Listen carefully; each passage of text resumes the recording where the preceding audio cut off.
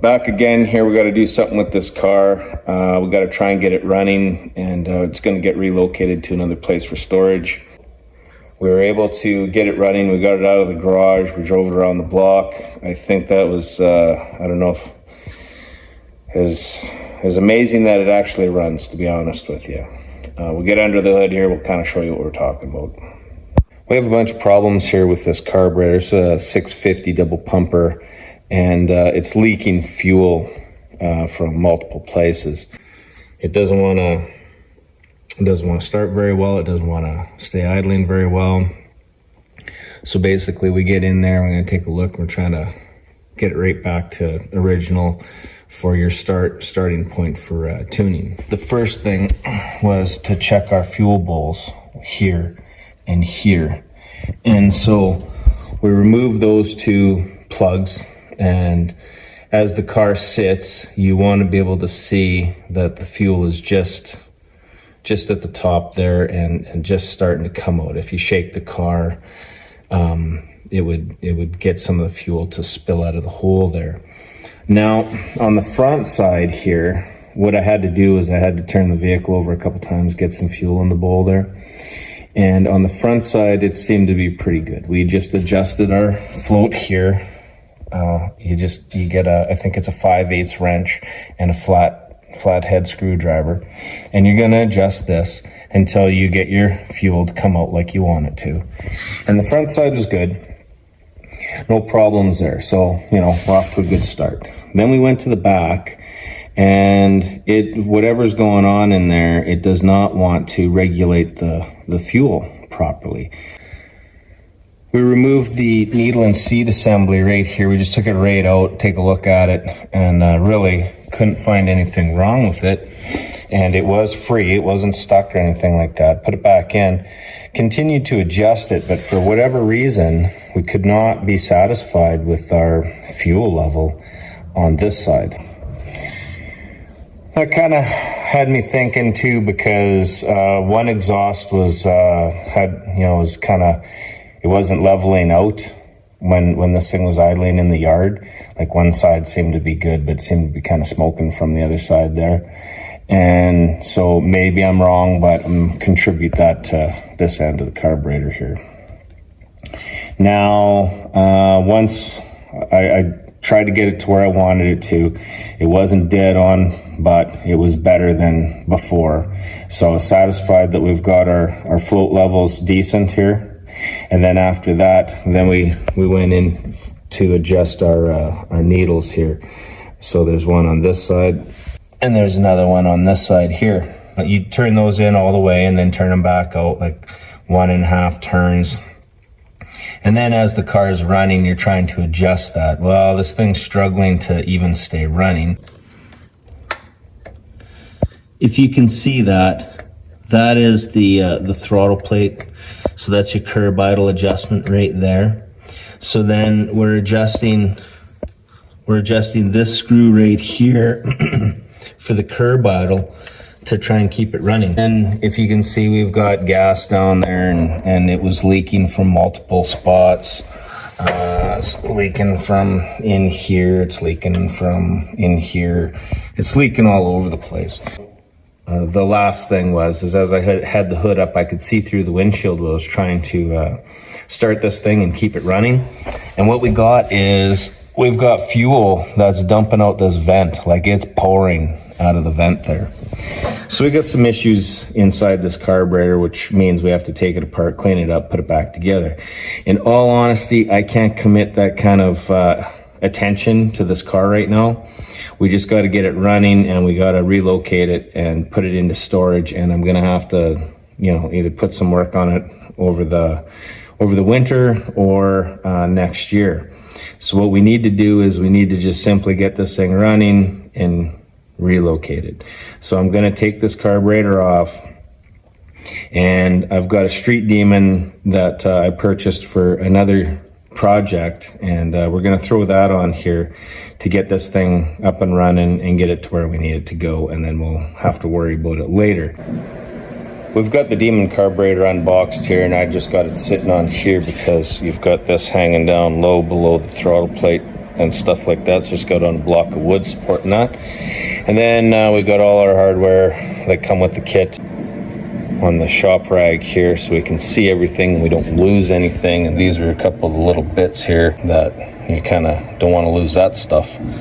Then we've got our plate and our gaskets here. And then the first thing that they're suggesting that we do is we fit on our air cleaner on the top to make sure that we're not going to have any interference with our linkages here, our throttle linkage operation and stuff like that. So we'll grab that and we'll put that on top and see that, make sure that everything fits for the air horn and air cleaner. And we might have to adjust the length of our rod here when we put that in and install it. With the air cleaner pot on top here, resting on top, everything looks good in here. We got a little bit of wiggle in there, so it fits on top with the proper diameter there. As we look underneath, this is where we're looking right here. That looks like we've got clearance in here, so I think we're confident that we're going to be pretty good, that we're not going to have any clearance issues with this top piece contacting the air cleaner. Here we are after we cut about 1/2 inch off of that stud there, and now it looks a little better. Didn't need that extra length, so that's all good. We're happy with that. And an FYI, it's not a 400 in that car, it's a 360. Originally it had a chrome air cleaner assembly on there, and that was switched out for this, and this was the factory option that we replaced it with. We're going to get at disconnecting this carburetor off of here. So we got our fuel line over here that we're going to have to disconnect. We've got a vacuum line that's going to our vacuum advance off the distributor there. This is our manual choke. And right here is going to be our throttle linkage. I think right off the bat we're going to have to transfer this little rod here onto the other carburetor. Everything else looks like it's pretty straightforward. We're gonna have our 4 bolts to remove, those things to disconnect, and then we can remove this carburetor out here.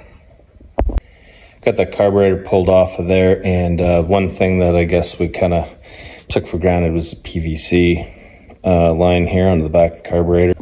These studs here are actually pretty long, and the reason that they were pretty long is that one time there were some spacers that were put in here, pumped that carb up in the air, and then those were removed. So we'll take those long studs out, and then we'll use the ones that came with the new carburetor, put those ones in. Got everything all cleaned up here, and the good news is that we've got 2 sets of holes in all 4 corners, which they all match our gasket. This is the way the installation goes. It goes gasket, plate, gasket, carburetor. Got that carburetor bolted down, and that'll be a 1/2 inch socket. So the instructions are saying 60 to 80 inch-pounds. So I torqued them down to 70 inch-pounds right in the middle there. So these are our 2 pieces that came off of this carburetor here. And we can unscrew those out of there. Now, those are the 2 that came with the kit, and neither one of those match what we currently have. So luckily for us, we're going to be able to take these off and transfer them to the other carburetor. This will be for the kick down, and this one down here is for the throttle. Had a little bit of a setback here with the linkage, so I guess to start off with, these are what's provided in the kit with the carburetor, and they will not work with what we have. We moved over to these 2, which were taken off of the old carburetor, and I was going to install them on this one. Problem is this hole is a 1/4 inch, and basically the fastener on this is 5/16. No big deal. I just tapped that out so that I could thread this in there, and then what I would do is I just put a nut on the back side to lock that in place so it's not gonna come loose, come out of there. Second issue is this does not line up. You can see where our bar is, it would fit on there, but it can't get over this boss here or this boss here. Originally where it was right here, and then this spring was attached basically in that groove, and that is what held it in place so that it didn't slide off the end. So this was off of the other carburetor. This is not going to work. So second problem is, here was our other piece, and that would have went in one of these three. So on the other carb, it was likely set up approximately in this location. Then you have the end of your throttle cable here with the holes. So that would go onto the pin, and then you've got this Carter pin on the end that holds that on. Again, that won't go in there because this is 5/16 and this is a 1/4 inch hole.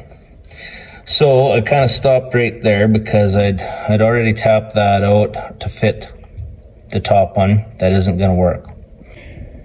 So this is the option that I came up with. I was rooting around, I found this off of another project, and this is a 1/4 inch bolt, and then I rounded the head off of there, and what I was going to do is I was going to just notch a groove in there, same as this, for the spring. Idea being that this would bolt in there like that, and these nuts would come off, so you'd shove it in through there, fasten it all together, and then I would have a groove, as I've got marked there, for that spring. So that was option number one, that I was rooting around looking for something. And then I went and I found this one off of a thermoquad. So this is basically the factory rod that comes off the linkage off of the thermoquad. And then I realized that this one here that was off of the old carburetor, that's cut off there. So basically what somebody did was they took this piece and then they cut it off right there, and then that's how they made this. I could not find anything to replicate that, so what I did was I just built my own. Basically what I've done here is that's a 1/4 inch bolt, and I drilled a hole in there for the Carter pin, and then I just worked it down to that diameter there, and then we just got we have a nut here that bottoms out to the end, and then I cut this down, and so we'll be able to fit one more nut on that side, and then we'll be able to tighten that in. Now we have a piece that we can fit in either one of these locations. So you choose the location, tighten it down, and then you set your throttle cable accordingly. So we've got a piece for here. So this throttle cable will go on the end, and then we'll have a pin there. So with this one here, the nut comes off the end. The idea is with that one, just like it is with the thermoquad, is we have to try and get this in from the other side.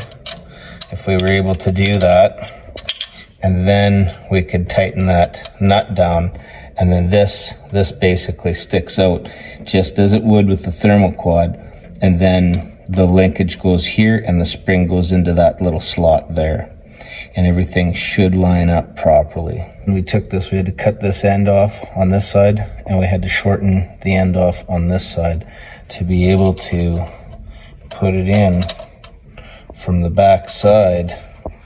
And then because I tapped that out, we can thread that through there, and then we'll get our other locking nut, and we'll thread this one tight, and then it won't come undone. So then we take our linkage here, and then that's going to line up like it normally would. And then we have our spring that goes into the catch there, or the groove. Spring goes into the groove there, and that holds it in place so it doesn't come off. On this end, this is where you take the spring here, and this holds it back. So that completes that, and then we have this one down here that we've got to tighten up and then hook up our throttle cable. Got this thing all hooked up here, and what we did was we hooked up our fuel line, run down runs down to the mechanical pump there. We hooked up our vacuum line that goes from the vacuum advance, comes around, and it hooks to this one here. That's ported vacuum. I have the PVC hooked up to this one. So we follow that one, and that comes to our PVC. And then the second one here, this is manifold vacuum. So if we follow that one, that's to our gauge. So when we get this thing running, we can set our idle screws for maximum vacuum. So we'll have our two idle adjustment screws here, and then our throttle adjustment curb idle for the throttle is on the other side there. So the only thing we have left to do now is to hook up this choke, so the red wire. So they've got the black wire hooked up already. All we got to do is hook up this red wire, and it's got to be to a 12-volt ignition. So I'm looking around, and I probed this one here with the test light, and it's off when the ignition is off, and it's on when the ignition is on. Accessory. But I don't know what that is. This is the fuse block underneath the dash here. And it's not really labeled. It doesn't really say anything on there. It just has the number of the fuses. But on the bottom, for that location right there on the right side, that says that's accessory. So right now, if we probe that with our test light, we don't have anything. No light comes on. Now when I turn the ignition, so I got it just before start, and now when I touch it, our light comes on. So that might be a good spot to hook up for that choke wire.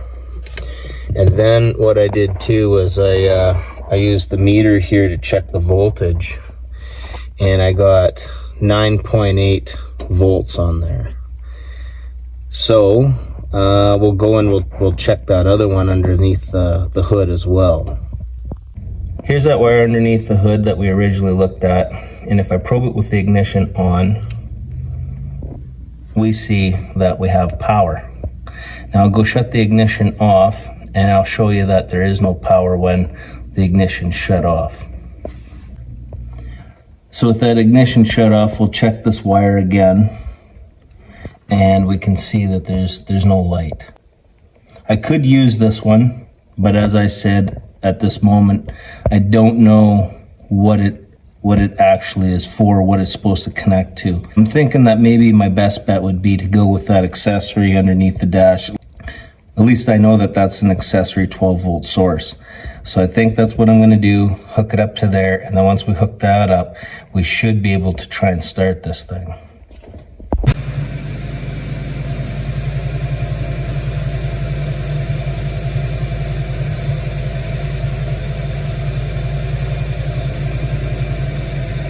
Okay, so this thing's been running for a while. I haven't even touched it, and I'm pretty impressed here.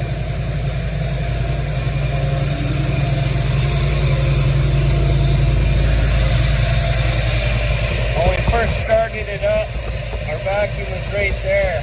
I have not touched this carburetor at all yet. We're pretty much steady at our maximum vacuum. It's pretty impressive. The only thing that I'm thinking that I would want to do is either adjust this curb idle right here. Like I could turn it down from where it's at right now, but actually it don't sound too bad the way it is. Here we are out the back. We don't see any smoke or nothing like it was smoking before. She's running pretty smooth, pretty clean. I'm really impressed. I'm impressed with this carburetor, no doubt. Right out of the box, put it on, start it up, she's running. I mean, I'd feel confident just driving it the way it is.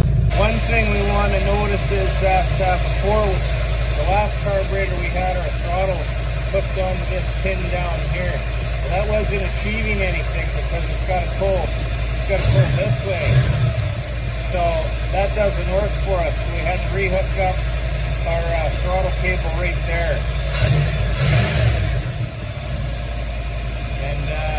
That's it. We got good vacuum, just running pretty smooth. I think I'm gonna call it a day.